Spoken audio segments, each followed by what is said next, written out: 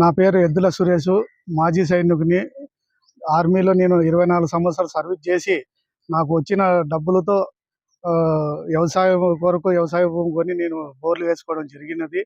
నేను గత 3 సంవత్సరాల నుంచి నాకి కరెంట్ కనెక్షన్ ఇవ్వకుండా అడ్డుపడతా ఉంటే అధికారులందరూ కలెక్టర్ గారు, ఎస్సీ గారు, ఏడీ గారు, డిఈ గారు, రెవెన్యూ డిపార్ట్మెంటు తహసీల్దార్ గారు, ఆర్ఐ గారు, ఈఆర్ఓ గారు అందరూ నాకి సహరించి మొత్తం ఎంక్వైరీ చేసి సర్వే చేపించి ఈ బోర్ల సమస్యలు 3 ఏళ్ల నుంచి ప్రాబ్లం ఉన్నాయని చెప్పి కలెక్టర్ గారు ఆదేశాలు ఇచ్చిన తర్వాత అంతా మొత్తం రెవెన్యూ డిపార్ట్మెంటు తహసీల్దార్ గారు అందరూ వచ్చి ఏడీ గారు మళ్ళా నా పొలంలో మళ్ళా ఒక్కసారి కాదు 5 సార్లు సర్వే చేసి నాకి న్యాయం చేశారు. ఈ ప్రాబ్లం నాకే కలెక్టర్ గారి ఆదేశాల మేరకు నాకి న్యాయం జరగడం జరిగింది. అందరికీ నేను కలెక్టర్ గారికి, ఎస్సీ గారికి, రెవెన్యూ డిపార్ట్మెంట్‌కి, తర్వాత ఎలక్ట్రిక్ డిపార్ట్మెంట్ డిఈ గారికి, ఏడీ గారికి అందరికీ నా కృతజ్ఞతలు.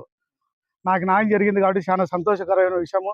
కానీ మరి ఒక గోగుల ఆంజనేయులు అనే వ్యక్తి నాకు మళ్ళీ తర్వాత పదే పదే అడ్డుపడుతున్నాడు. ఎన్ఓసి ఇచ్చిన బోర్లకి అంతా సర్వే చేసి న్యాయం చేసిన తర్వాత కూడా మళ్ళీ అధికారులను భయపడించడము, వాళ్ళని భయభ్రాంతకు గురి చేయడము, ఆయన ఒక వికలాంగుడు అని చెప్పి ప్రతిసారి ఏడీ గారిని, ఎస్సీ గారిని, మళ్ళా ఎంఆర్ఓ గారిని, ప్రతి డిపార్ట్మెంట్లోని అందరినీ ప్రతి ఒక్కరిని కూడా ఆయన భయపడించడము, ఇలా చేయడము, ఇలా ప్రతిసారి బ్లాక్మెయిల్ చేయడము ఇదే జరుగుతుంది.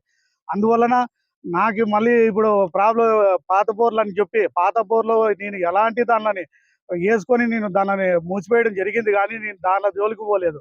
తర్వాత నేను 300 మీటర్ల పైన మళ్ళా బోర్లు వేసుకొని దానికి సర్వే చేసిన తర్వాత ఎన్ఓసి ఇచ్చి నాకు అంతా నాకు న్యాయం చేశారు కలెక్టర్. కానీ ఇప్పుడు అతను విలేకరుగా లేడు.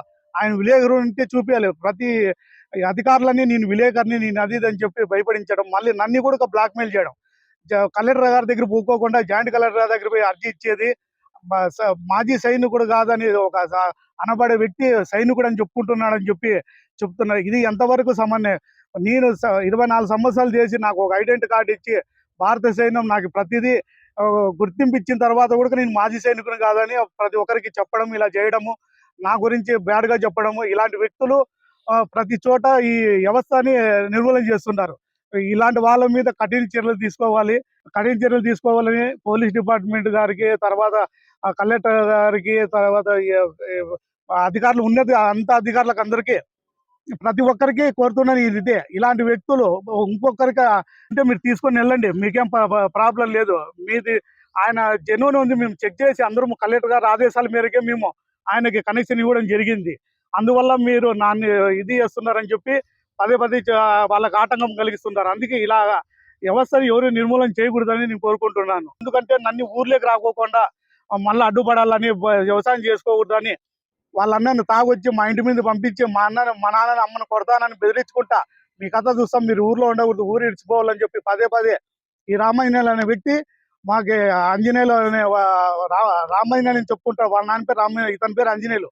వాళ్ళ నాయన పేరే చెప్పుకొని ఇతను ఈ బ్లాక్మెయిల్ చేసుకుంటా వ్యవసాయం చేసుకోవాలి, ఆ ఊర్లోకి వెళ్ళాలి. నాకు అందుకోసం మీ అందరినీ అధికారులని, మీడియా మిత్రులని, స్థానిక ఎమ్మెల్యే గారిని మొత్తం అందరినీ కోరుకుంటానండి. నేను ఇదే నాకు న్యాయం జరిగేలా, నాకు అక్కడ వ్యవసాయం పంట పెట్టుకునేలాగా నా జోలికి రాకుండా, ఆ వ్యక్తి నా బోర్ల జోలికి, నా పొలం జోలికి రాకోకుండా అతన్ని నిర్మూలించాలని, నాకు న్యాయం జరగాలి.